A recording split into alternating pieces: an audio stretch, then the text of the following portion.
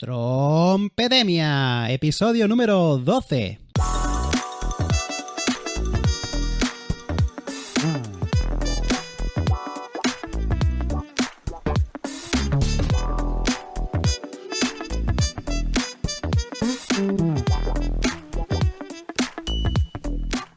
Hola, ¿qué tal? Muy buenas a todo el mundo y bienvenidos a un nuevo episodio de Trompedemia, el podcast quincenal en el que trataremos de todo lo relacionado con el mundo de la trompeta.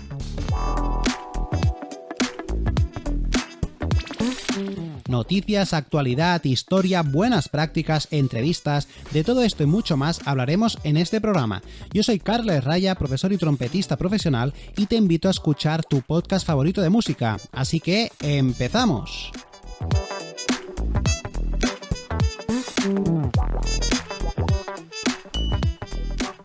Hoy episodio número 12 del viernes 30 de septiembre de 2022, programa en el que continuamos con la serie monográfica sobre la evolución e historia de la trompeta desde el inicio hasta la actualidad. Te recuerdo que una vez terminada esta serie tendrás disponible un libro digital con toda la información, ilustraciones y audios de los episodios de los podcasts que has escuchado hasta ahora. Vamos a hacer un breve repaso para la gente que se haya incorporado al podcast Trompedemia, para que sepa un poco qué podcast y qué episodios, qué temáticas se han estado hablando durante estas semanas. En el primer episodio presenté el proyecto Trompedemia y me presenté a mí como creador del proyecto. En el segundo os hablé de la trompeta y sus antecedentes, desde antes que existiera cualquier categorización. Antes de que existieran la categorización de instrumentos de viento madera, viento metal, pues toda esta parte previa la cuento en este segundo podcast. Tercero y cuarto podcast hablé de la trompeta en el Renacimiento. Y recordad que siempre hablamos en un primer episodio, contextualizamos la época, en este caso el Renacimiento. Del Renacimiento hablé en el episodio número 3. Y en el cuarto episodio hablé de una obra característica de trompeta, que era la obra Pian e Forte de Giovanni Gabrieli. En el quinto y sexto episodio fueron episodios dedicados al barroco. En el quinto hablé de la historia del barroco y en el sexto hablé de la obra Alarmi Pensieri de Alessandro Melani. Séptimo y octavo episodio se dedicó al clasicismo y la obra analizada en el octavo episodio fue el concierto de trompeta y orquesta de Neruda. Noveno, décimo y onceavo episodio se habló de la trompeta y el romanticismo. Concretamente los episodios 9 y 10 se habló del romanticismo, como fue un tema bastante extenso. Dediqué 2 episodios a contextualizar este periodo histórico. Y en el onceavo episodio hablé de una obra, concretamente la obra Legend de George Enesco para trompeta y piano, que es una obra muy característica de este periodo para trompeta y, como digo, trompeta solista y piano. Y en este último episodio te hablo de la trompeta en la actualidad. Concretamente hablaremos del contexto social y musical que se ha dado durante los siglos XX y XXI, qué compositores destacados han existido y existen. No te hablaré ni de Rosalía ni de Quevedo, que son los compositores y intérpretes de moda, pero sí que te hablaré de otros compositores más orientados en un campo más clásico. Porque creo que es importante también conocer qué tipo de música y cómo evoluciona sobre todo la escritura musical. Veremos el serialismo, el dodecafonismo, cómo los compositores han querido evolucionar la tonalidad que tan presente ha estado hasta ahora y han querido ir un paso más allá. Hablaremos también del impresionismo, qué relación tiene con todo el contexto musical. Bueno, es un podcast, la verdad que yo creo que quedará un podcast muy chulo y muy interesante. Aparte habrá bastantes ejemplos sonoros. Así que nada, antes de empezar, recuerda que Trompedemia es mucho más que un podcast. Se trata de una academia de formación y divulgación online para aprender trompeta y todo lo relacionado con este instrumento de forma fácil, amena y divertida.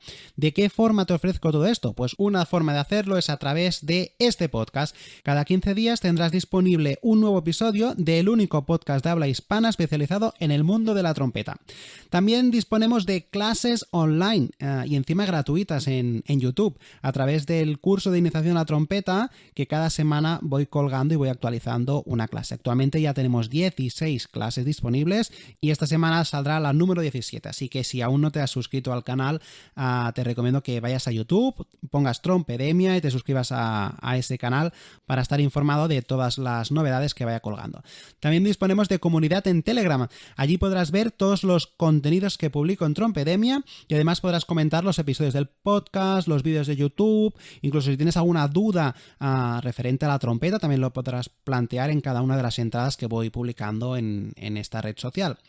Hablando de redes sociales, también estoy presente en Facebook, en Instagram y en TikTok, y además con contenido exclusivo donde voy colgando posts titulados Frasedemia o Trumpetips, que no te explico más aquí. Si quieres saber de qué va esto, visita estas redes y busca Trompedemia y allí encontrarás todo el contenido.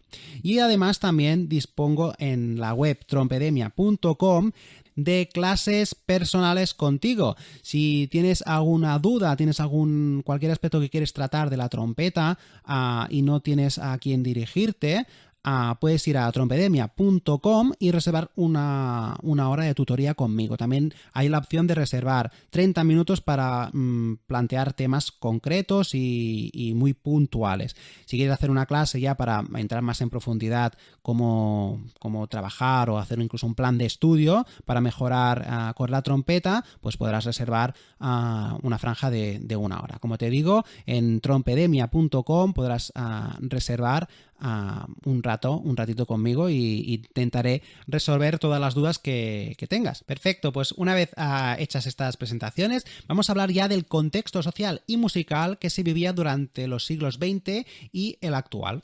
A principios del siglo XX, todas las artes pasan por un periodo de renovación de sus lenguajes que comporta una ruptura con los patrones artísticos vigentes hasta el momento.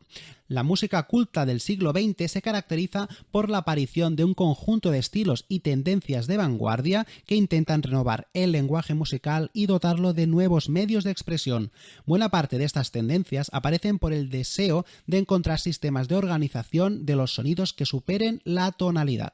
El lenguaje tonal, utilizado en la música culta europea de los siglos XVII, XVIII y XIX, es cuestionado en el siglo XX por muchos compositores, pues ya no lo encuentran adecuado para sus obras. Las vanguardias del siglo XX han producido un abanico de músicas rico y extremadamente variado. Las innovaciones introducidas son, en algunos casos, muy grandes, hasta el punto de que la sonoridad de algunas obras puede parecernos todavía hoy extraña y alejada de nuestro gusto. Esto, añadido a la gran difusión que se da a la música de épocas pasadas en los medios de comunicación, ha provocado en muchas personas el prejuicio de que la música del siglo XX es difícil de escuchar. Hay que tener en cuenta que cada tipo de música es consecuencia de las ideas e inquietudes de la época y el sitio en el que ha sido creada. Por eso considero interesante ver cuáles son los compositores principales en cada región de Europa y qué tipo y estilo de música desarrollaron en sus respectivos países. Principalmente he destacado 4 países que creo que tienen relevancia en cuanto a la creación y a la exposición de músicos nuevos y artistas que intentan ir un paso más allá. Estos países son Rusia, Francia, Inglaterra y Alemania. Vamos a ver Rusia. Y en Rusia destacamos 3 compositores importantes de principio del siglo XX. Uno de ellos es Igor Stravinsky, Sergei Prokofiev y Dmitri Shostakovich. Los 3 fueron formados en la tradición sinfónica rusa, representada por Rimsky-Korsakov, y la desarrollaron introduciendo novedades rítmicas y armónicas. A diferencia de Stravinsky, Prokofiev y Shostakovich trabajaron la mayor parte de su vida en la Unión Soviética, donde sufrieron dificultades porque el lenguaje musical que utilizaban se consideraba contrario al realismo socialista que dominaba en ese momento. Por realismo socialista se entiende la defensa de que el arte debía de reflejar los valores de la revolución y del comunismo soviético, sin artificios, de una forma sencilla y comprensible para el pueblo. Para mí es como una especie de nacionalismo ruso. En cuanto a Francia, uno de los compositores que destacó fue Arthur Honegger, conocido entre los trompetistas por su obra Intrada para trompeta y piano, compuesta en 1947. Además de Honegger, también destacan Darius Milhaud y Francis Poulenc, pertenecientes al grupo de los Seis. El resto de artistas de este grupo de los Seis eran Georges Auric, Louis Dury y Germaine Taillefer, o algo así más o menos. La estética de estos compositores, influenciada por las obras y los pensamientos de otro músico francés, Erik Satie, pretendía alejarse del impresionismo. Recordad que el impresionismo nació en Francia principalmente y bueno, como decimos, todas estas corrientes lo que quieren es evolucionar a la corriente que se estaba dando en esos momentos, en ese periodo. Hemos hablado de Arthur Honegger y su obra Intrada, y me gustaría hacer un pequeño paréntesis para exponer cómo sonaba esta obra. Es muy efectiva y si no la conoces seguro que te impactará. Vamos a escucharla.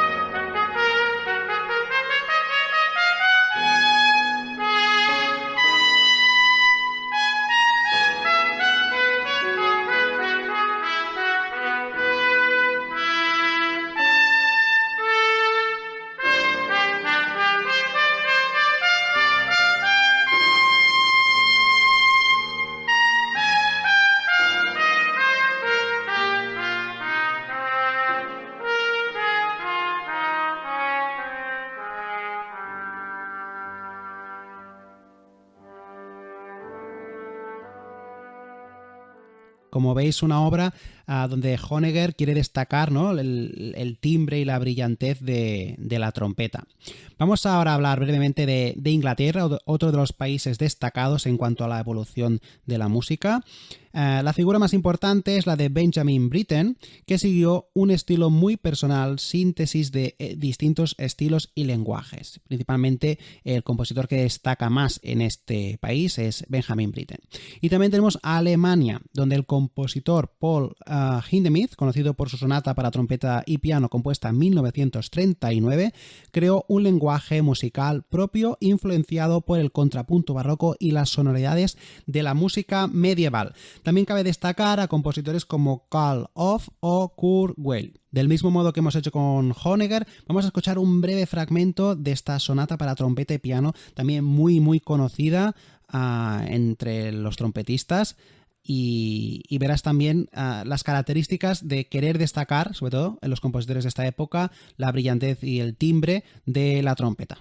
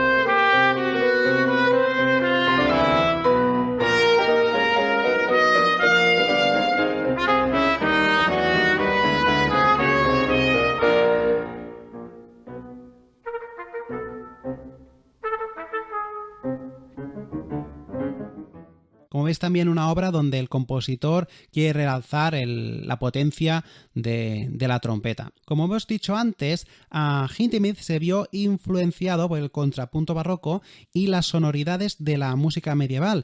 Y un ejemplo de esto lo encontramos en el tercer movimiento de esta sonata, en el último fragmento, donde sí que podríamos encontrar una relación entre esta sonoridad medieval plana y la música que se escucha en este fragmento del tercer movimiento. Vamos a escuchar este fragmento que la verdad es que pone los pelos de punta, y cuando sepáis en qué estaba inspirado todavía reaccionaréis más de este modo.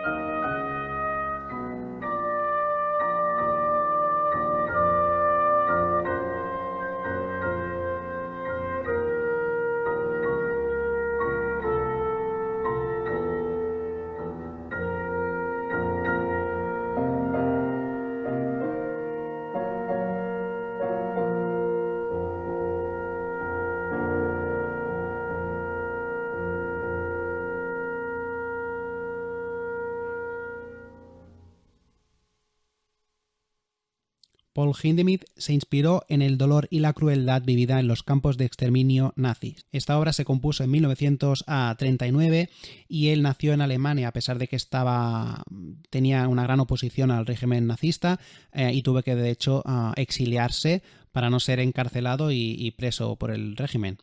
Bien, pues una vez contextualizados los cambios y los compositores destacados en cada región, vamos a ver qué pasó para que estos compositores quisieran ir más allá de la tonalidad, querer ir un paso más en la evolución de la escritura musical. A principios del siglo XX, los compositores posrománticos utilizan claramente el cromatismo en sus obras para evitar la sensación de una tonalidad clara y predominante, propia de la música del pasado. De acuerdo con su estética y gustos, prefieren jugar con la sonoridad ambigua de los acordes cromáticos. Estas ganas de experimentar y buscar nuevas formas de crear música hacen que poco a poco la importancia de la tonalidad para la creación de una pieza musical vaya perdiendo importancia. A continuación voy a hablar y a tratar de las distintas tendencias, movimientos y tipos de escritura musical que surgieron a partir de esta investigación y experimentación para crear una nueva forma de hacer música. Y empezaremos por el atonalismo. El cromatismo llega a su punto culminante con el movimiento artístico llamado expresionismo, aparecido en Alemania sobre el año 1905. Para los expresionistas, el arte era el medio de manifestar sus sufrimientos y conflictos interiores. De acuerdo a su visión pesimista del mundo, los artistas plásticos representan figuras deformadas y ambientes irreales que transmiten sensaciones de angustia. Y si ahora os digo qué cuadro, qué obra pictórica representa, os viene a la cabeza, seguro que muchos me diréis el Grito de Edvard Munch. Durante este periodo, el lenguaje musical experimenta una de las transformaciones más importantes de la historia. Schoenberg y otros compositores se dan cuenta de que han utilizado el cromatismo hasta un punto en que la tonalidad está tan diluida que apenas existe. También son conscientes de que las funciones tonales clásicas no son apropiadas para la música. Por eso deciden dar un paso más allá y romper con la tonalidad escribiendo música atonal, donde no existe ninguna escala ni acorde que predomine sobre los demás. Y para muestra un botón, vamos a escuchar un fragmento de una de las 3 piezas para piano, opus 11, número 3, de Schoenberg.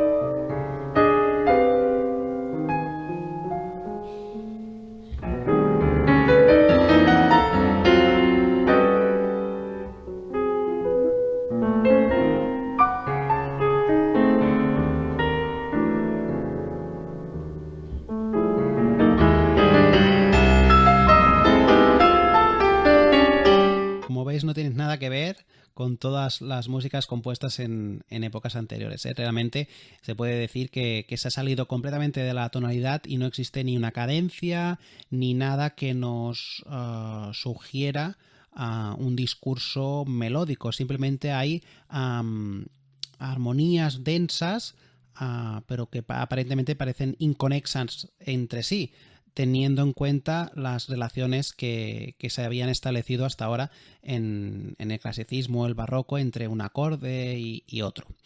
Pero los músicos, los compositores, no estaban contentos todavía con esto y querían ir un paso más allá. Y la evolución de esta música, del atonalismo, dio pie al dodecafonismo. El atonalismo es un tipo de escritura musical totalmente liberada de la tonalidad clásica. Schoenberg y otros compositores atonales se dan cuenta de que esta libertad presenta un problema, puesto que es muy difícil componer música sin un punto de partida concreto, un acorde o, por ejemplo, una escala. Para crear este tipo de punto de partida, Schoenberg idea en 1923 el método dodecafónico, en el que el compositor utiliza los sonidos de la serie en el mismo orden, para evitar que ninguna nota se repita más que las demás, creando de esta manera una falsa sensación de tonalidad. Es decir, os tenéis que imaginar las 12 notas musicales, bueno, de hecho 11, teniendo en cuenta que hay los sostenidos y los bemoles, o sea, los semitonos: do, do sostenido, re, re sostenido, mi, fa, fa sostenido, sol, sol sostenido, la sostenido, si, y volvemos al do, que ya sería la 13ª nota. Teniendo en cuenta esta serie y identificando cada nota con un número, el do es el 1, el do sostenido es el 2, el re es el 3, el compositor podía ordenar estos números a su voluntad. La única norma que había es que no podías volver a repetir, por ejemplo, el 3, que sería un re, hasta que hubieran aparecido en la melodía o en un acorde todas las notas, es decir, las 10 restantes. Esta serie debía aparecer por orden, pero para tener más elementos y utilizar la serie de una forma más, tener más herramientas para poder utilizar esta serie en melodías y armonías, se podía transformar por retrogradación, inversión o ambas. Retrogradación, ¿qué quiere decir? Significa que, por ejemplo, si yo hago notas teniendo en cuenta el 3, 2, 4, 6, pues que la retrogradación empiece por el 6, 2, 3, 4 o algo así. O sea, al revés, ¿de acuerdo? Y la inversión es que si yo hago sol, si, que es una tercera mayor ascendente, en la siguiente aparición de la serie podría hacer sol, mi bemol, que es una tercera mayor descendente. No quiero entrar en temas más técnicos que estos, porque tampoco no es el motivo de este podcast, hacer una clase de armonía evolutiva con el dodecafonismo, pero bueno, simplemente para que tengáis una idea de qué es la música dodecafónica. E igualmente en el libro que publicaré cuando acabe toda esta serie monográfica de la evolución de la trompeta, que por cierto ya quedan 2 o 3 episodios, no quedarán muchos más, o sea, ya lo tendréis disponible dentro de un mes y medio aproximadamente. Allí sí que veréis fotografías y lo tendréis mucho más claro, porque se ve muy claramente la reordenación de la serie y también hay los ejemplos sonoros para que los podáis escuchar a medida que vais leyendo. O sea que si os interesa el tema, yo os recomiendo que lo podáis adquirir porque lo tendréis mucho más claro. Como decimos, tanto Schoenberg como sus seguidores y alumnos Allan Berg y Anton Webern utilizaban este método en algunas de sus obras. Los tres formaban parte de lo que se conoce como la Escuela de Viena y tenían en común el hecho de haber pasado de la escritura tonal por romántica a la tonal y posteriormente a la dodecafónica. Su aportación al lenguaje musical ha tenido gran influencia en los compositores del siglo XX. Vamos a escuchar a un fragmento de esta música dodecafónica y concretamente de una obra Preludium, suite para clavier, para piano, de Schoenberg.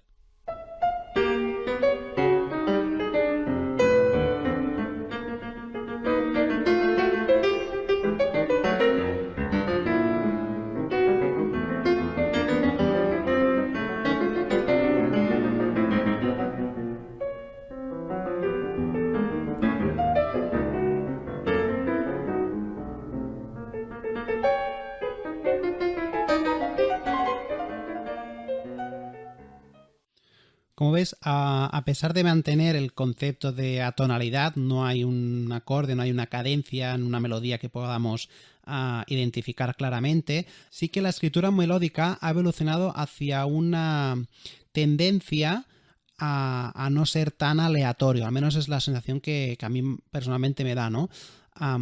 La otra, la inicial, la que era atonal 100%, sí que parecía, con perdón, un niño aporreando el piano.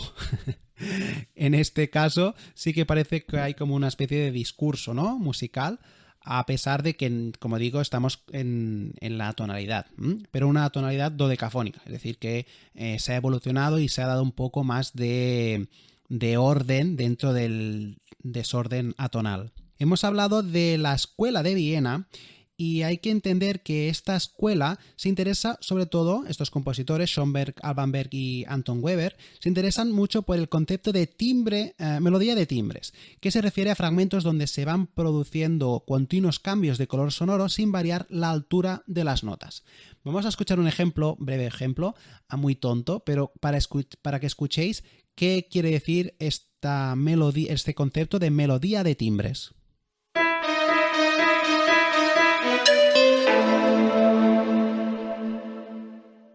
No sé si habéis llegado a apreciar que cada nota, bueno, la melodía la conocéis todos, de la Paralisa de Beethoven. No sé si habéis apreciado que cada nota estaba interpretada por un sonido distinto. Vamos a reproducirlo ahora a la mitad para que podáis escucharlo de una forma más clara, esta diferencia de timbres.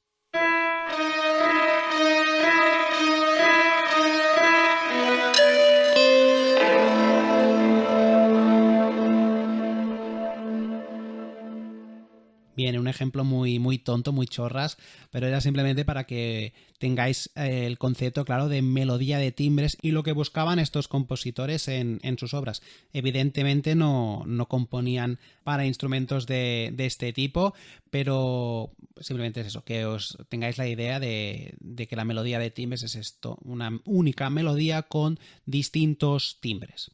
Sin embargo, hacia 1950, algunos compositores pretenden llevar aún más allá el método dodecafónico.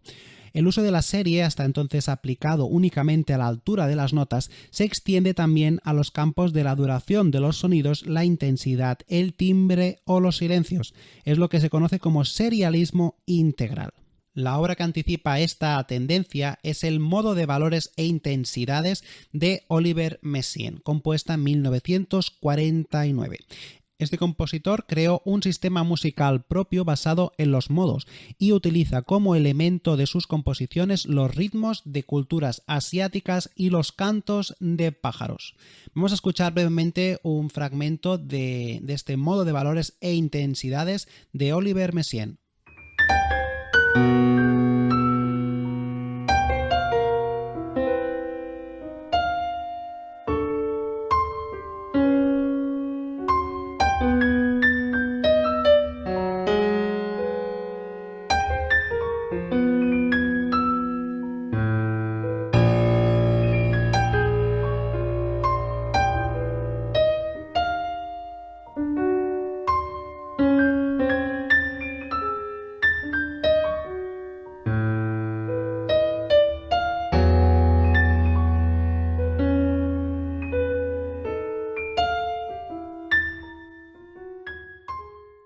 El serialismo integral rompe fuertemente con los conceptos tradicionales de melodía, armonía y ritmo, ya que tiende a producir composiciones puntillistas donde la conexión existente entre los sonidos es más matemática que intuitiva y, por tanto, difícil de percibir auditivamente.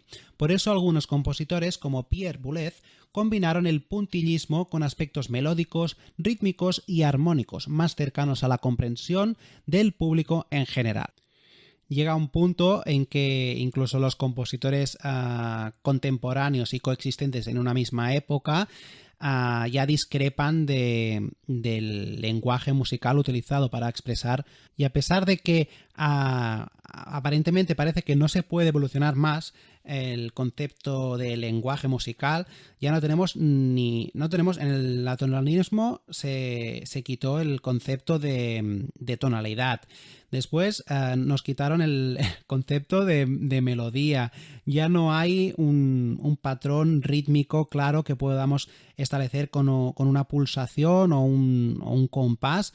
Por tanto, es prácticamente aleatorio, aunque en estos compositores no consideran que su música fuese aleatoria. Sin embargo, otros compositores quisieron dar un paso más allá y establecieron el concepto de música aleatoria.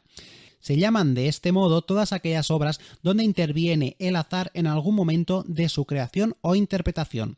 A diferencia de la mayoría de las obras musicales anteriores, que los compositores procuraban plasmar por escrito de manera definitiva, las obras aleatorias presentan un mayor o un menor número de posibilidades de realización.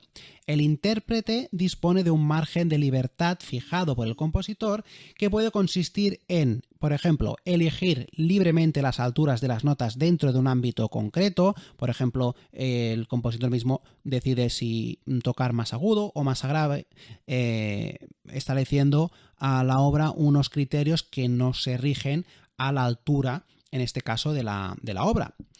También puede tener la libertad de interpretar con duraciones libres determinadas notas, es decir, no hay un valor de una redonda que vale 4 tiempos o una blanca que vale 2 tiempos, sino que el compositor da pie y da libertad a que el propio intérprete utilice la duración que crea oportuna.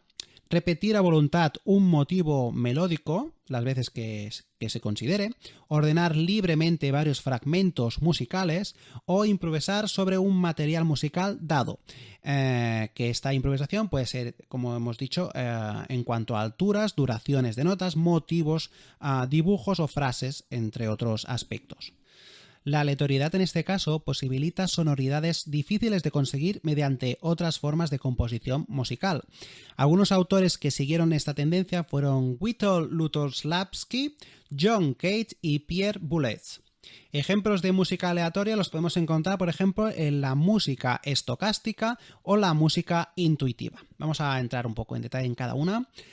La música estocástica se basa en el cálculo de probabilidades realizados por medio de un ordenador, dando como resultado masas de sonido. El conocido compositor Yanis Xenakis fue un gran exponente de este tipo de música.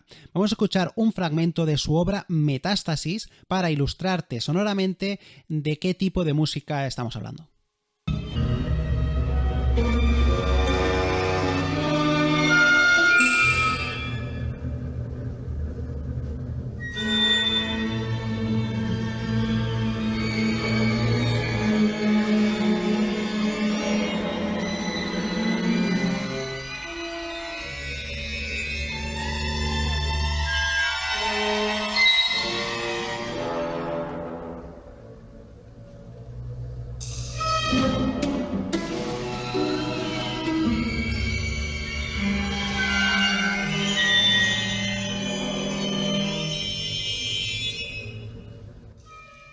Además es muy curiosa la partitura de esta obra, porque refleja el hecho de que no hay notas, no hay tempo, no hay ritmo, no hay nada. Simplemente hay sonido y, en este caso, una ordenación a través de unos patrones numéricos que el compositor ha calculado por medio de herramientas informáticas.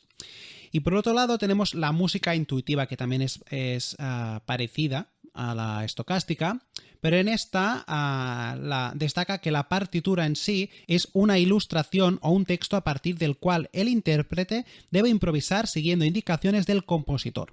Autores como Karl-Heinz Stockhausen o John Cage tienen algunas obras basadas en este sistema. Vamos a escuchar ahora la obra de John Cage titulada Water Walk.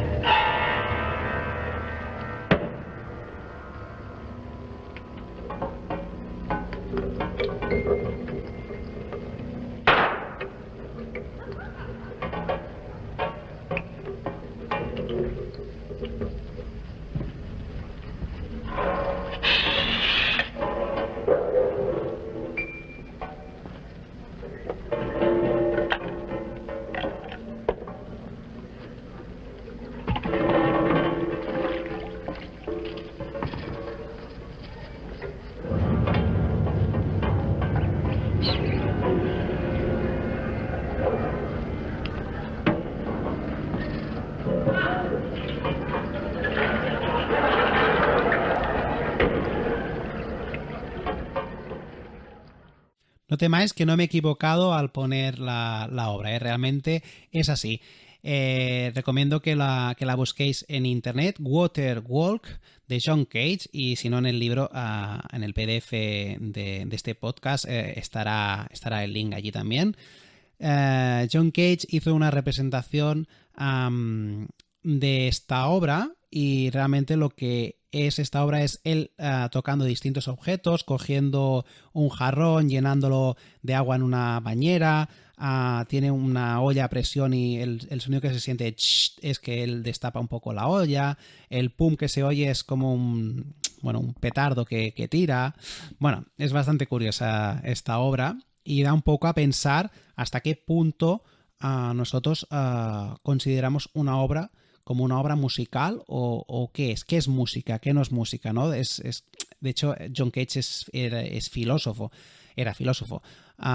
Entonces, claro, él le da a pensar mucho todo esto, y después ya hablaremos más adelante de él, porque es un personaje muy interesante de hablar un poco y de entender un poco su concepto de música. Otra de las corrientes que surgen en esta época es el minimalismo, que abarca tanto la música como las artes plásticas y aparece en los Estados Unidos a mediados de los años 60.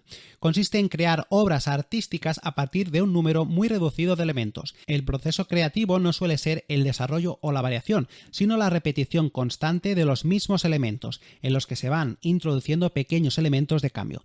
Las texturas repetitivas del minimalismo muestran la influencia de la música de otras culturas, especialmente orientales, donde la repetición es un elemento que contribuye a crear un clima sonoro que lleva al estado hipnótico. Los autores más representativos de esta tendencia son Steve Reich y Philip Glass. Vamos a escuchar brevemente una obra de Steve Reich titulada Six Marimbas para ilustrarte el concepto del minimalismo aplicado a la música.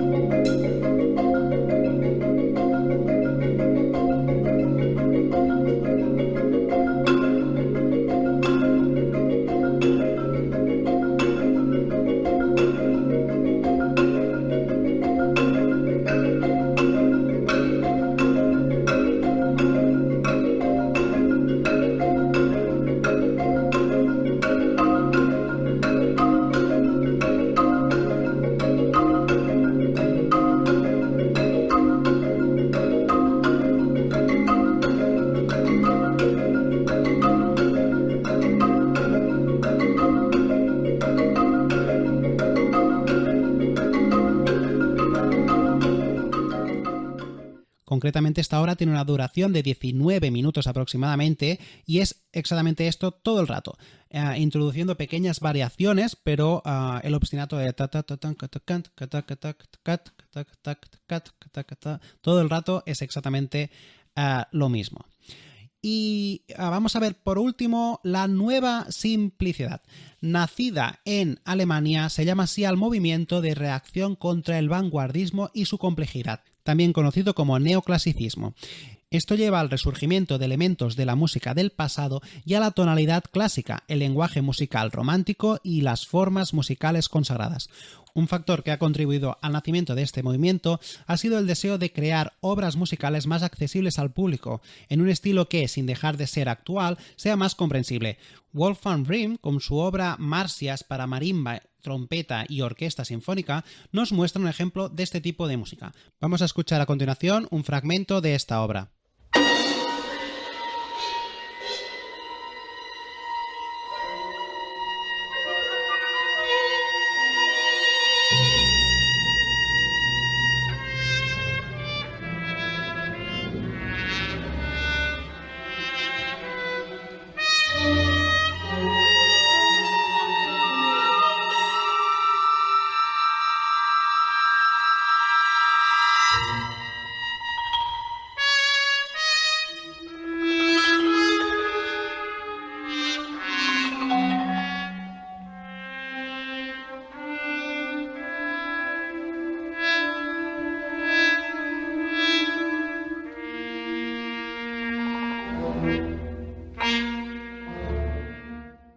Bien, pues llegamos ya al capítulo donde hablaremos de la música electroacústica.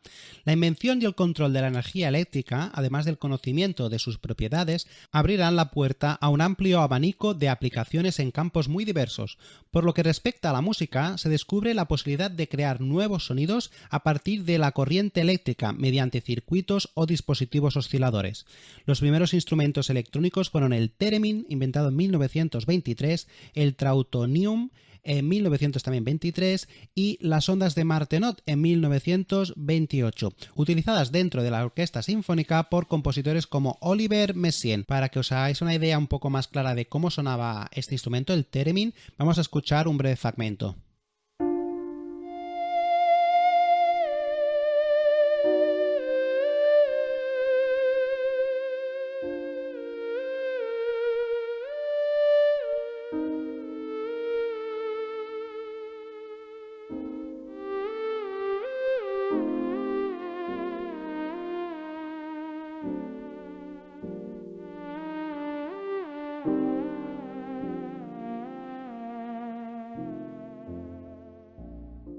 Como veis, su sonido es completamente artificial, incluso a veces parece que imite, ¿no?, con el vibrato y todo a un cantante.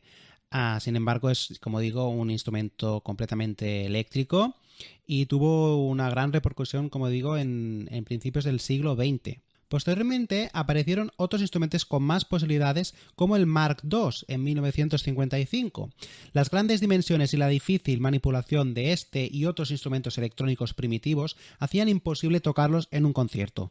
Su utilización principal era en los estudios de grabación donde se producían los diversos sonidos y se grababan en cintas magnetofónicas que después cortaban y montaban según las ideas del compositor. Este modo de componer llevó a cambios en el proceso de elaboración y audición de la música. Por una parte, la partitura fue desplazada por la cinta magnetofónica como representación de la composición. Además, tampoco era necesario un intérprete, puesto que los conciertos consistían en una audición de la cinta. Carl Stockhausen realizó así sus obras electroacústicas desde los años 50. En 1965, Robert Moog inventó el sintetizador controlado por tensión, del que han derivado todos los sintetizadores modernos. La relativa facilidad de programación y control posibilitó su utilización en los conciertos en directo. Actualmente, la incorporación de sistemas digitales a los sintetizadores ha hecho posible reducir sus dimensiones, conectarlos entre ellos y controlarlos desde un ordenador a través del protocolo conocido como MIDI, acrónimo de Musical Instrument Digital Interface. Realmente esta invención, el sintetizador, marcó un antes y un después en el campo de la composición musical. Hoy en día prácticamente es inconcebible la idea de una música pop o una música actual sin el uso de esta herramienta, de estos sintetizadores. Vamos a escuchar un ejemplo de cómo suena un sintetizador, a pesar de que su sonido seguro que te es más que familiar.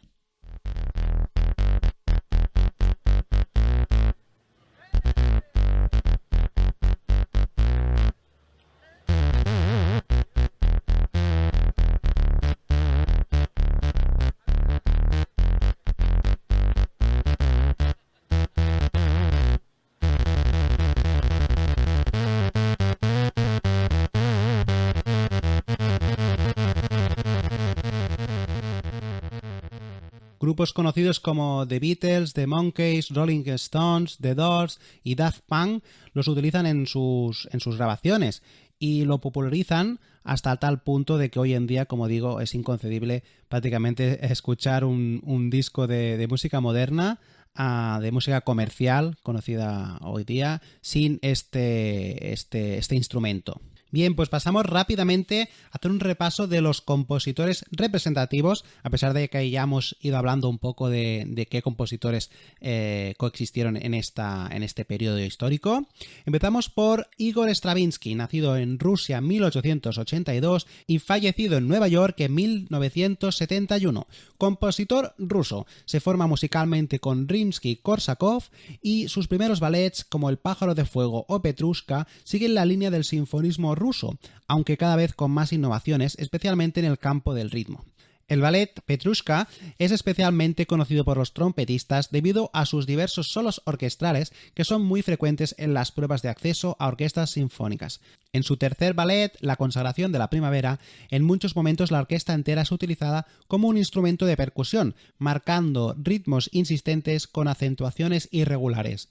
El estreno de esta obra en París en el año 1913 provocó un gran escándalo. Posteriormente, Stravinsky pasó por diversas etapas estilísticas y algunas de sus obras como La historia de un soldado o Las bodas son el resultado de su experimentación con el lenguaje musical. En la obra Pulcinella, Igor expone un neoclasicismo basado en la música del siglo XVIII. Stravinsky llegó a escribir algunas obras seriales, lenguaje al cual se oponía al principio. Sus obras Cantata, Canticum Sacrum, compuesta en 1955, o Agon son un ejemplo de este estilo compositivo. Su inquietud creativa le llevará a experimentar también en el campo del jazz, con obras como Ragtime o Ebony Concerto. La personalidad y producción de Stravinsky es sin duda una de las más importantes e influyentes de la música del siglo XX. Vamos a escuchar brevemente este tercer ballet, La consagración de la primavera, para que veáis esta utilización de la orquesta como instrumento percusivo en completo, o sea, en la totalidad de sus integrantes, y por qué fue tan criticada en su época.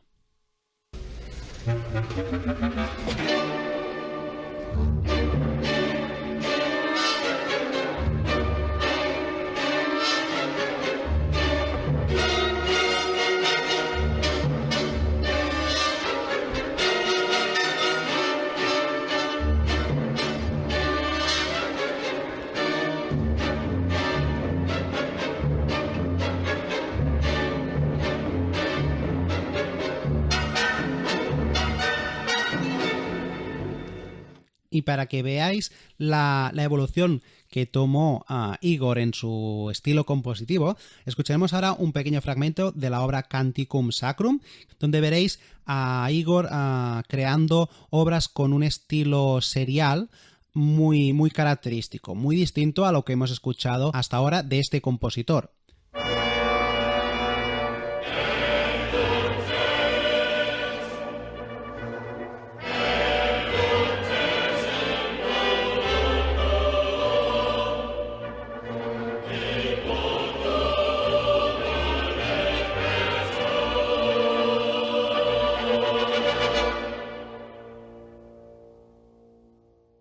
Parecen realmente dos compositores completamente distintos, pero están compuestas por el mismo compositor, Igor Stravinsky.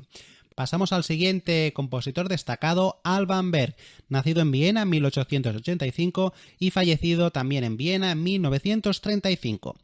A pesar de que compuso relativamente poco, Berg es uno de los compositores más representativos del siglo XX. Utiliza los principios del serialismo de Schoenberg, su maestro, pero todavía conserva la generosidad romántica y la intensidad.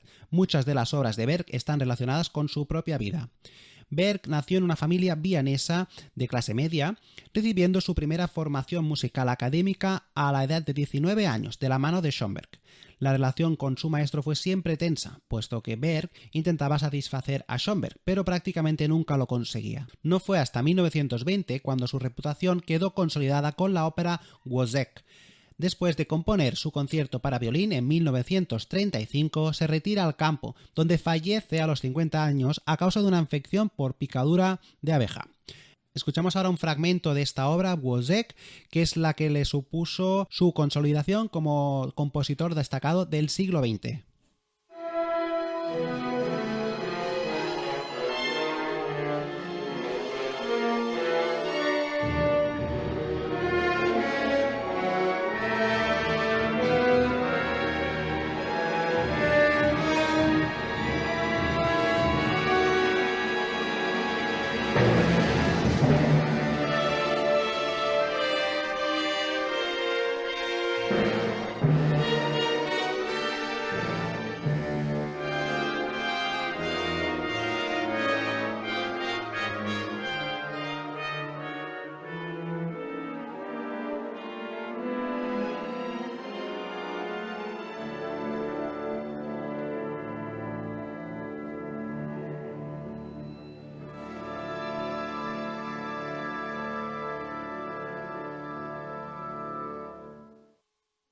No sé vosotros, pero a mí en algunos puntos me recuerda a la obra Carmina Burana de Karl Orff, por esa intensidad, ¿no?, sinfónica, ese dramatismo. Tiene puntos en común, a mi parecer.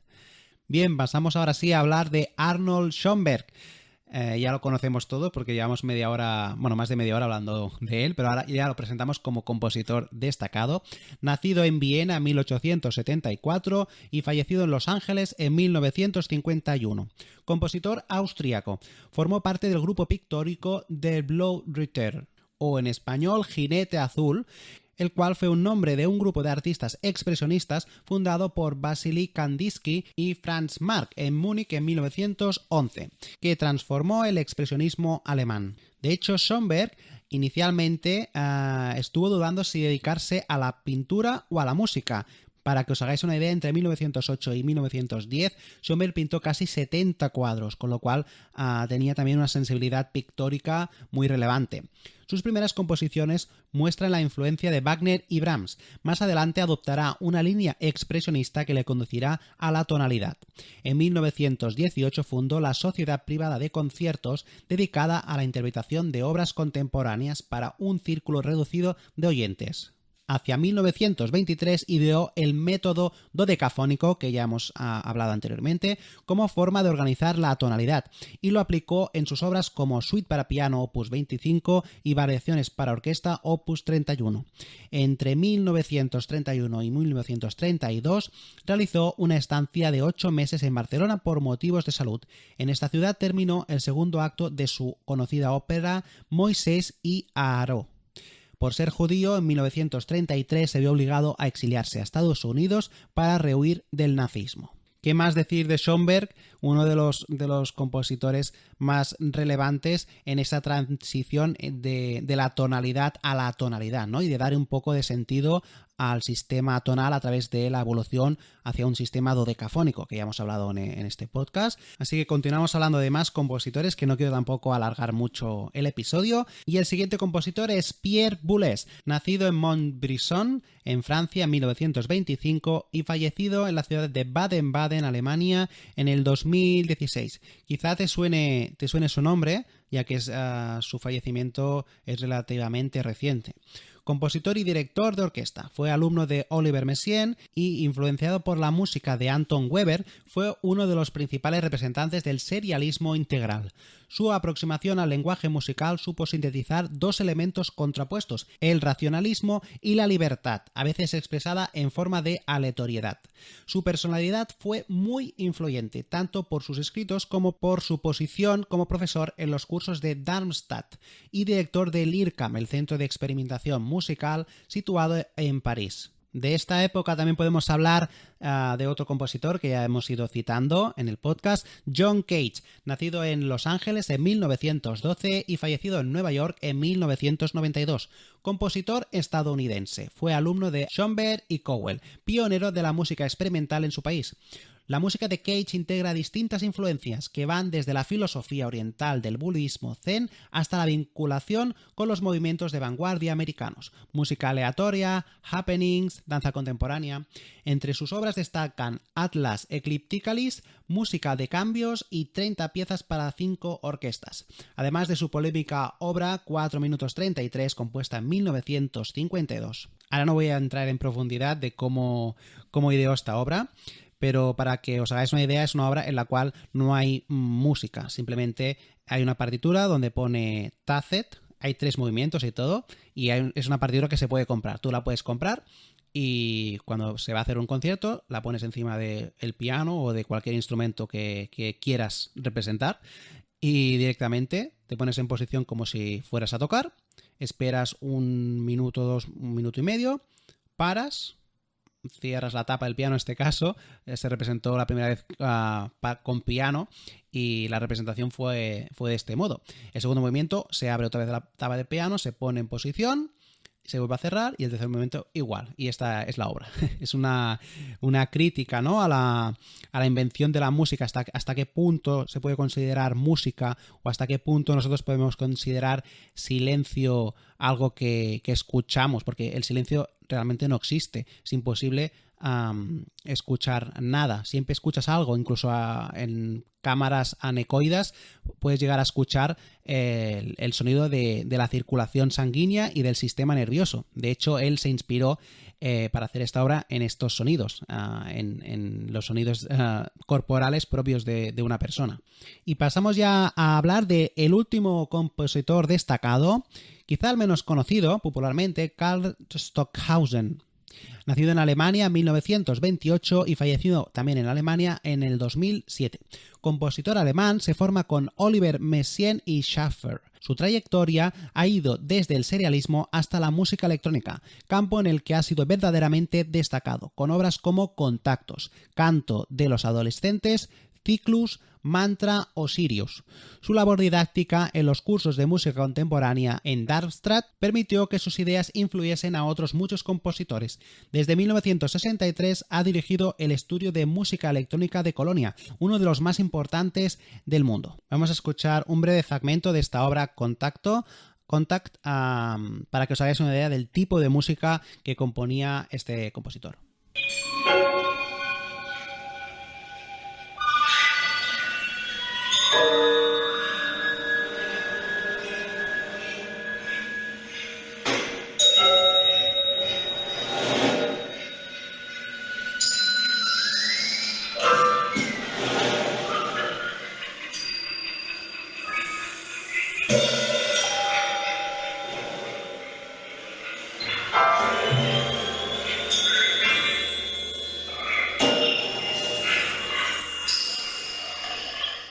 Como veis, música muy serialista, ya alejada completamente de la tonalidad.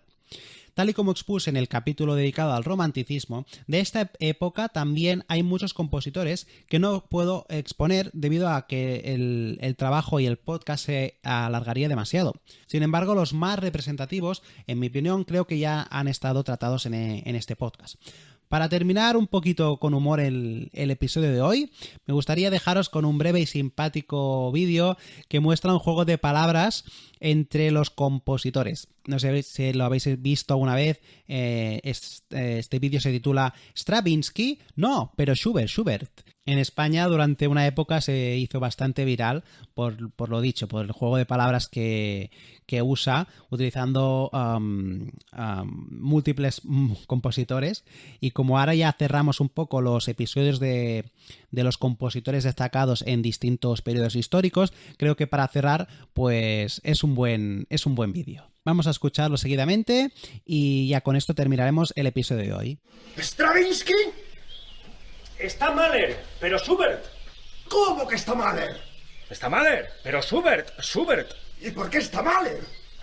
Es que ayer pasó la noche con una buena Mozart, de estas del rollo Paganini. Pues a mí pagarme no me han pagado. ¡Calla loca! Total, que se pasó medianoche dándole el Johann Sebastian con el Lubricant Beethoven. Si es que está hecho un Vivaldi la Virgen. Ya ves. Pues después se puso los Levis Strauss, se fue a un garito que estaba petado de Händel, se pasó un poquito con la Farinelli y le dijo a una amiga, a que te violonchelo. Y Chelo le dijo, no te pases de Liszt, que me Offenbach. Es que ¿cómo es el Schubert? ¿El qué? La Farinelli. Total, que se volvió a casa con los huevos granados. Y esta mañana no se le ocurre otra cosa que desayunarse unas peras albinoni un poco verdis y para almorzar unos boquerinis en vinagre. Y claro, está en el cuarto de Wagner porque el estómago le falla. Bach. Ya ves. Pues si quieres te dejo los recados. Sati. Es que me pillas con trabajo. Pues nada. Chao, Koski. Usted lo Pachelbel. Muy bien, pues con este simpático vídeo damos por terminado este episodio del podcast número 13 de Trompedemia, dedicado a la trompeta en la actualidad, la trompeta y la música en general en los siglos XX-XXI. Recuerda que el próximo episodio de Trompedemia, tu podcast favorito de música especializado en el mundo de la trompeta, será el próximo viernes 14 de octubre, dentro de 14 días. Y como llevamos haciendo hasta ahora, hablaremos de una obra destacada para trompeta de esta época. te pido por favor que si te gusta el contenido de este podcast, te suscribas a él y le des 5 estrellas para que puedas seguir con este proyecto. Además, si me quieres ayudar, te agradecería que compartieses este material con otras personas a las que les pueda interesar el mundo de la trompeta. Gracias de verdad por apoyar esta iniciativa musical que estoy seguro que te ayudará, sea cual sea tu objetivo con la trompeta. Desde tocar una canción, conocer mejor el instrumento, conocer la historia de otros trompetistas, recibir consejos sobre cómo estudiar correctamente. Actualmente recuerda que estamos haciendo este monográfico sobre la evolución de la trompeta, pero cuando lo terminemos, que quedan un par de episodios, un par o tres, podremos tratar cualquier tema que tengas de interés. Te invito a hacérmelo saber a través del correo info@trompedemia.com o en los comentarios del podcast. Todo esto y mucho más lo tendremos dentro de 14 días en Trompedemia. Un abrazo enorme y hasta el próximo programa.